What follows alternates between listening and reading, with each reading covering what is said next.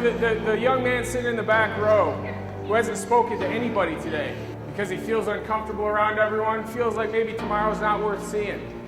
The young lady sitting in the middle of the crowd that feels all by herself. I'm here for you. I'm here for your revolution. For the most popular kid in school, sitting with all your friends, I'm here for you and your revolution. A revolution is when you make a small adjustment that makes a huge change in your life.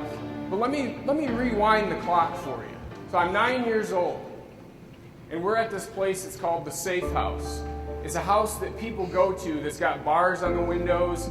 It's got buttons all over the place where you can go and they push the button and the cops are there in like 2 minutes. It's a place that battered women take their family when they're afraid of when they leave their husband, that their husband might track them down and kidnap their kids or do harm to them, kill them. My grandpa's my hero, has always been my hero, still is my hero. And he came over for the afternoon, and my dad sat across from me. My grandpa was over here.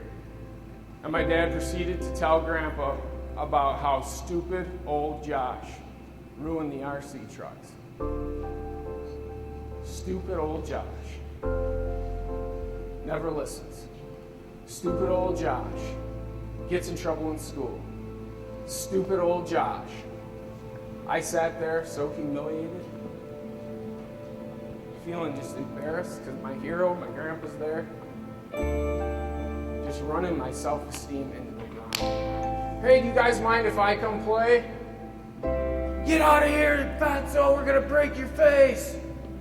And they said a whole bunch of other stuff, but the principal would escort me out if I told you what they really said. And so I left dejected, and you know what I was thinking? Stupid old Josh. I should have known better. I should have known better than to try to reach out. Next thing you know, I got a tap on my shoulder, I turn around, BAM! And I'm just getting pummeled by all these kids as they just pounded me. I walked home that day, my shirt completely covered in my own blood. Thinking to myself, stupid old Josh. What I had developed at that point was a pure self-hatred. And I spent many years of my life unhappy because I bought into those lies.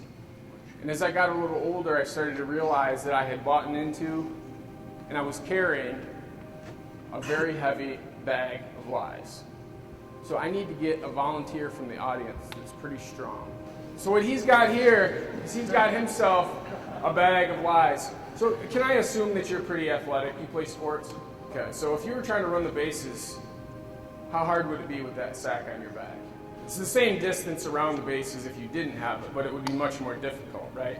Let's go ahead and look and see what he's got with some of these lies. I am worthless. To be human is to feel inferior. Emerson says that we come to a point in our education where every person realizes that envy is ignorance and that imitation is suicide. I am a failure. I am a failure. How many of you guys feel like a failure? It's natural, it's human. When we make a mistake, that in our own minds, we blow it up and it becomes much bigger than it really is. A lot of times we treat failure like a life sentence, death row, when it's more like a speeding ticket. Last one. Others only hurt me.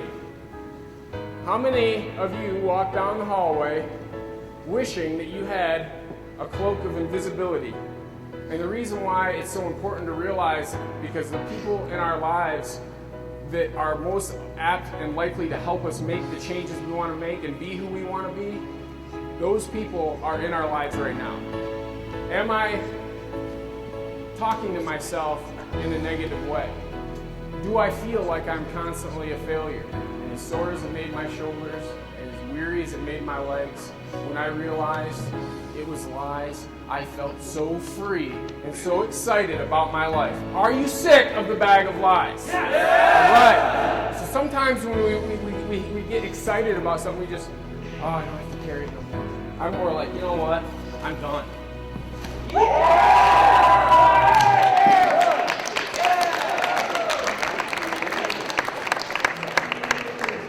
But I wasn't always like that.